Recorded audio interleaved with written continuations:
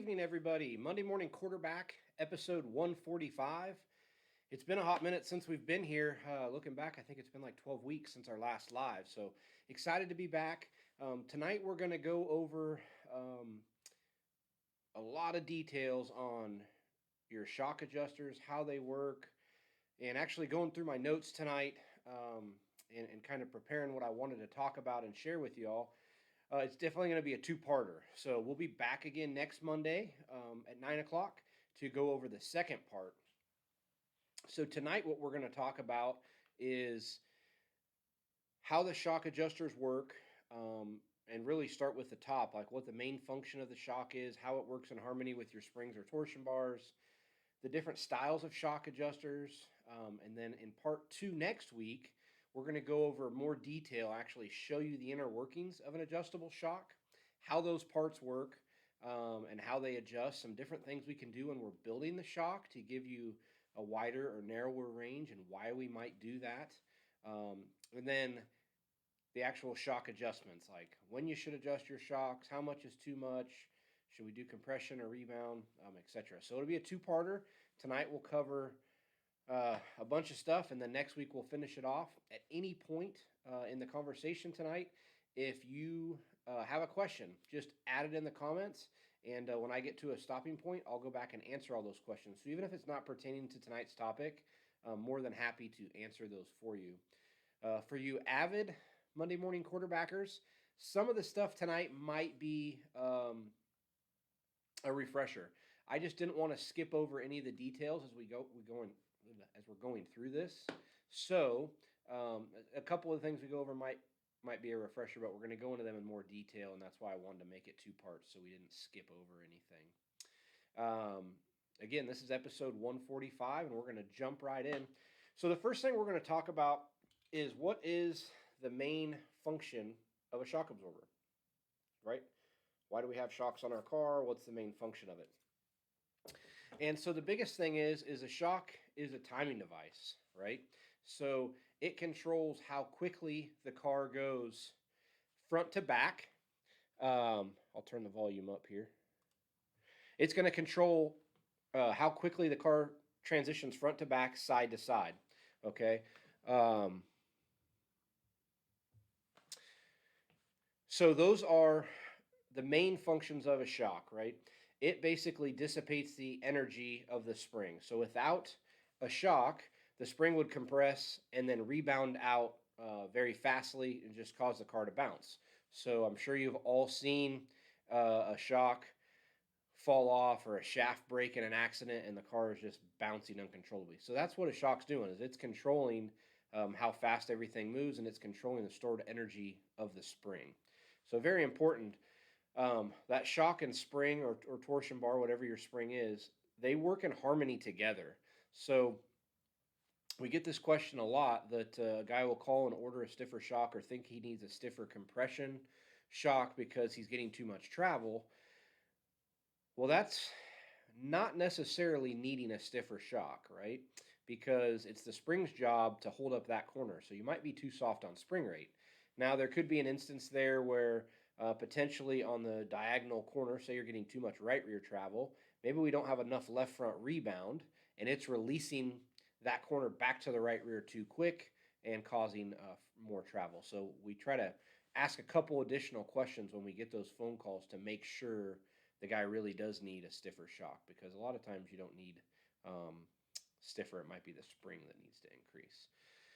Thank you guys that are asking questions. I'll fire away and answer those when we get to a little more of a stopping point. So right now I'm going to show you a couple of the different styles of adjusters. So we have this RS17 small body monotube.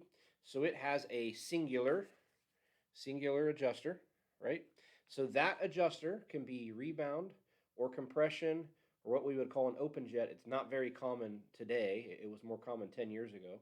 But the open jet adjusts compression and rebound through a singular adjuster. So it's either a stiffer shock or a softer shock. So your shock builder, that's why dyno sheets are important to know. Are you adjusting compression or rebound through that adjuster? And next week when we show you the inner workings of the shock, you'll see how we can control that, right? So single adjustable up here at the rod end. The next option would be double adjustable. So this is our 18 LT2. So we have an adjuster at the rod end, and then see if I can show you, we also have that adjuster in the rod guide. So you would adjust that with an Allen wrench. So on this particular shock, we have compression up here, rebound in the rod end. Again, next week we'll show you all those little pieces. Those first two shocks we talked about, those are adjusting low speed, okay? And the majority of the shocks in our market, the short track market, they're low speed adjustable shocks. I'm going to show you a graph here in a second that shows you the difference between a low speed and a high speed adjustment, why most of the shocks are low speed adjustable. But the next shock I'll show you is the XT. This is an older one I just grabbed. We didn't have a new one built. So this one, this guy, has low speed and high speed adjustments for compression and rebound. Okay, why would we do that, right? Why would we want to adjust low speed in some instances and high speed in others? The video we did on the XT shock will explain that in great detail. But basically, the low speed adjustment, we're going to adjust that based on the amount of grip in the racetrack. So a low speed adjuster, that's mainly what the driver feels. Helps them get additional confidence in the car when they feel that low speed grip. And so we're going to adjust low speed based on the amount of grip in the racetrack, and then high speed based on how smooth or rough the racetrack is. So I'm going to pull up this dyno sheet and show you this. All right, so this graph you're looking at, this is an XT shock. So where I have my cursor right here, so this is the compression side, this is the rebound side. We do have some good videos on how to read your dyno sheet, but basically any positive number is going to be compression, a negative number is going to be rebound. So you can see on the rebound side, our adjuster is just adjusting high speed. So it's not moving till about 5.5 inches per second. And again, that's velocity, not displacement. So not when the shaft is compressed 5.5 inches, when it's actually moving at a speed of 5.5 inches per second. So this would be a high speed adjustment here. So we would make that adjustment based on how smooth or rough the racetrack is. And then on the compression side, this would also typically be considered a high-speed adjustment, because even though down here would still be a little bit of low speed, we're really not adjusting much in the 0 to 1.5 inch range. Most of the adjustments out here at high speed, okay? Again, those adjustments are going to be made how smooth or rough the racetrack is. So you would ask, well, what if I don't have an XT shock and I can't adjust high speed? That's okay. When your shock builder's building the shock, we can build more or less high speed in it. We typically err towards the side of having a touch too much high speed if the track's smooth, because we know you're not going to be able to adjust that on the fly at the racetrack, and we want to make sure if you get into a choppier situation or a big cushion that the car doesn't bounce around erratically. So the next thing I'll show you is going to be a low speed adjustment, okay? Let me change the color of this so you can see it a little better. So this is a rebound adjustment, and you're going to think like, well, why is it a low speed? It's adjusting the whole graph. And that is what a low speed adjuster does. We're initiating bleed into the shock, but you'll notice how much it adjusts at 2 inch versus how much it adjusts out here at high speed. So out at high speed, we went from 350 to 250, about 100 pounds. Well, here at low speed, we went from like 175 to 30. So we had a much larger adjustment there. So that is the difference between low speed, high speed adjustments, when we would want to adjust one or the other. And it is important. So again, if you don't have an XT shock, it's up to your shock builder or your shock tuner to make sure he's building you a shock with enough high speed in it for your given application.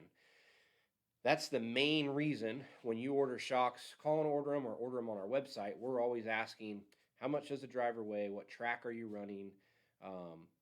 Because myself and most of our shock builders have been around this country racing cars of different types, and we're very familiar with most all the tracks. and regions of the country, right? If you're racing out in California, you're going to need shocks with more high speed than if you're racing Fremont, Ohio every week where it's smooth and slick, right?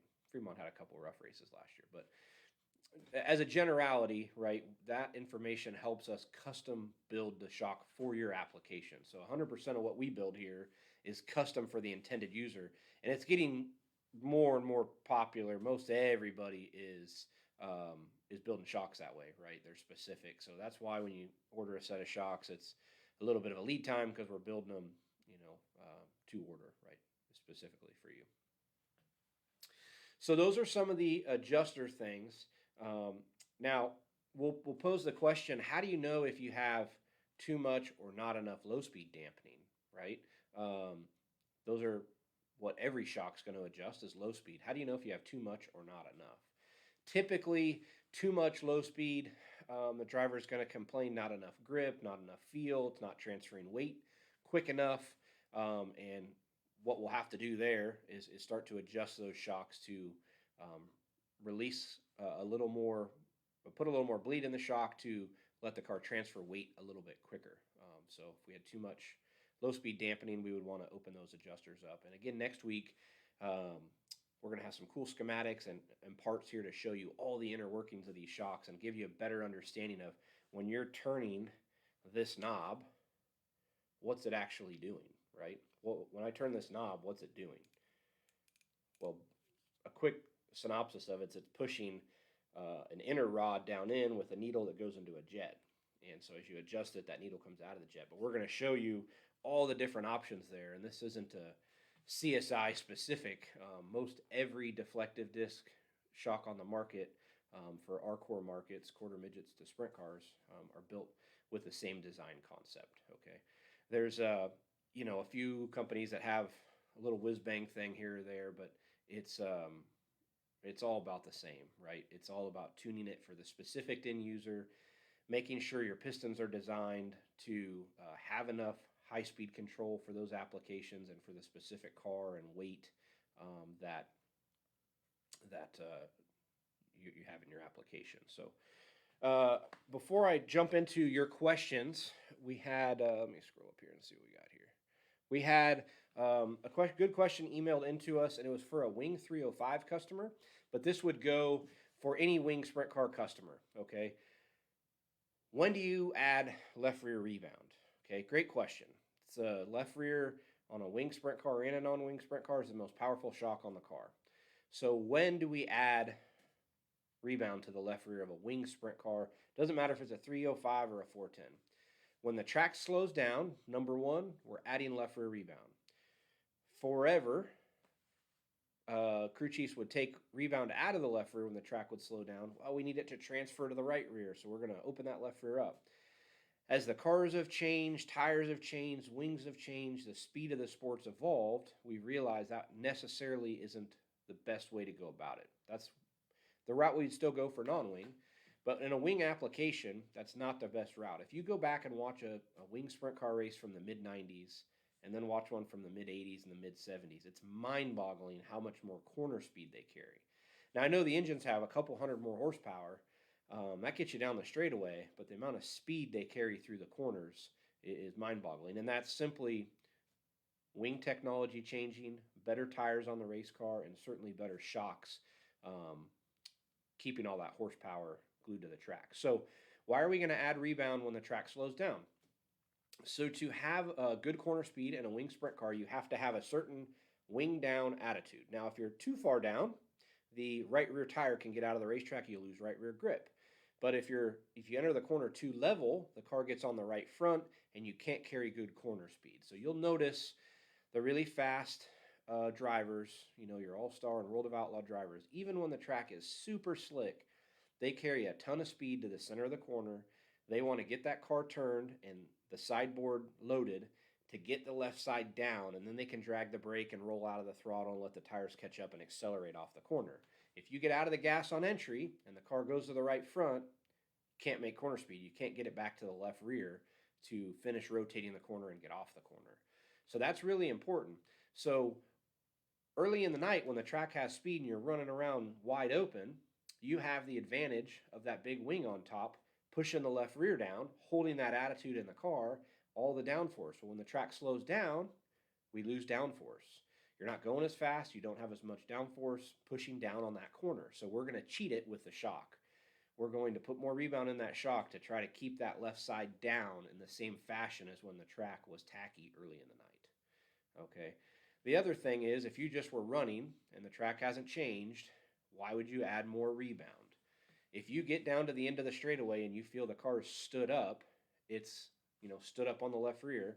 It's one of two things. Either you don't have enough bump rubber gap, you got too stiff a bar in the left rear, or you don't have enough rebound. So that's when we would start to investigate, do we need more rebound over there? It could be too much compression in the left rear shock, but typically not. The amount of compression force we're running with the amount of downforce the wing creates, typically it's going to push down through whether you're 10 pounds stiff on compression or not. So I would first look at bump rubber gap, torsion bar rate, and then how much rebound we have. So let's see what questions. Heath, I hope you can hear me a little better now. I turned the volume up. Gas pressure adjustment. That is a long, complicated question based on your specific. We did a Monday morning quarterback specifically on gas pressure adjustments. You might want to look that up. All of our Monday morning quarterbacks are cataloged on our YouTube page. When you get over there to find them, please subscribe to our page. If you have a specific gas pressure question, I'm more than happy to answer that. But just to talk about gas pressure, that could go on for a whole episode. Can you damage a shock when welding on the frame? Not unless you weld the shock. You shouldn't damage the shock while welding on the frame. That shouldn't have any problems. Does anybody else have any questions pertaining to tonight's topic or any other topic? We're here to answer them. Again, we're going to be live again next week. And next week, we're going to have a lot of different parts to show you the inner workings of that shock. So when you turn that knob, what's it actually doing inside of the shock? We get frequently, hey, my shock isn't adjusting because they adjusted it, a turn or two and pushed down on the car and they don't feel a difference, right? Well, we'll show you how fine the adjustment is on some of these builds and why we do them fine, and how pushing down on the car you might not necessarily feel the adjustment, but the shock really is adjusting. So there's a couple reasons that a shock wouldn't adjust, and we'll show you those as well. But there's certain applications where you don't want this giant wide adjustment window if you're only using this much of it, right? It's problematic, and we'll go over that next week. So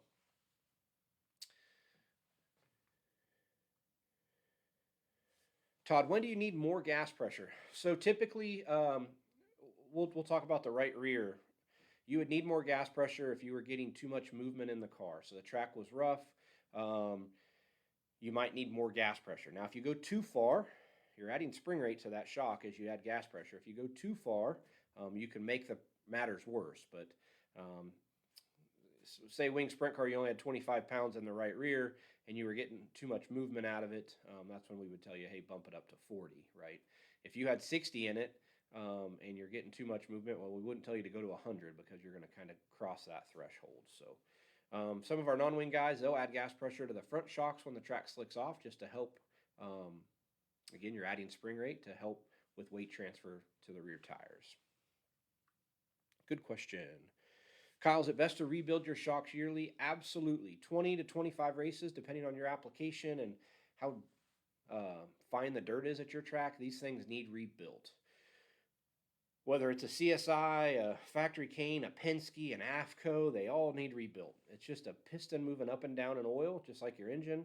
And it can only do that so many times without the oil breaking down. We all run all the high performance shocks. We're running as low a drag, seals as we can to improve performance. So if you race at a really sandy place like out in Arizona, it can potentially ingest dirt. Certainly if you're out here in the Midwest and you leave your shocks like in the trailer and the trailer's outside all winter, those seals can get hard if it gets below freezing. So yeah, definitely If you rebuild them more frequently, the rebuilds aren't nearly as expensive because we don't have to replace as many parts. If the shocks get ran for 30, 40 nights and that oil's broke down, then when we go to rebuild it, it's wore more stuff out. We'll have to replace more parts, and that's just when it gets more expensive. Todd, slick but rough track, gas pressure, wing 360 quarter mile. So typically we would probably be in the 35-pound range for that application, just guessing without actually visually seeing the racetrack, typically around 35. How much more or less rebound on the front shocks for non-wing versus A-class micro? So typically on an A-class micro going from wing to non-wing, typically we would start probably 20 to 30 pounds less rebound in the front than we would with a wing. So non-wing, get some rebound out of those front shocks, help transfer weight to the back. Yep.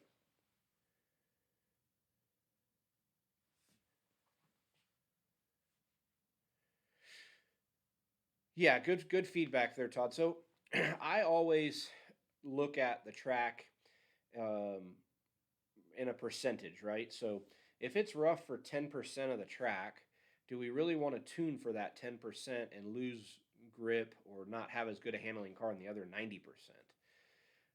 Uh, you would immediately say, well, of course not. Well, it just depends on how much time you're losing in that 10% of the track and what you feel like you can make up. Sometimes it's just one of those things where we're dirt track racing and the track's got some character at one end and you just have to deal with it so you can get down the straightaway and make good speed at the other end. So yeah, good question. So again, next week we're going to be back live at 9 o'clock. We're going to have all sorts of cool demonstrations and parts and show you the inner workings of how that shock adjusts. We feel like that'll be really insightful for those of you who are running adjustable shocks, which is most everybody now, and so you understand what you're doing when you're adjusting. If you have any questions between now and next week, definitely let us know. We're more than happy to answer those and then potentially use some on the show next week. Stiffer compression or bump spring on left rear to control wing down, Alex. It really depends on your specific application. So if the thing's just winging down hard, adding compression's going to be a very fine adjustment. It's not going to really make a big difference. That's where we would start to look at a bump rubber to just slow that transfer down and keep from digging the left side frame rail in. Yep. Michael, recommendations for spacing. Again, that's a loaded question because it really depends on what bump package you're running, right? So if you're running a soft foam rubber, that's going to be a way different setting than the progressive kit or a bump spring or a progressive spring. On our website under the support tab on resources, there's some more information on that. Quarter mile or half mile, it's going to be different. So like a quarter mile with a soft foam rubber and a cup on a wing sprint car, we're going to start about 3.25 inches with the driver in the car as it's ready to roll on the racetrack. And then as the night track slows down throughout the night, we would close that gap up slightly. So yeah. Okay, your soft foam. So yeah, about 3.25 inches. On a half mile, you're going to be maybe 2.75.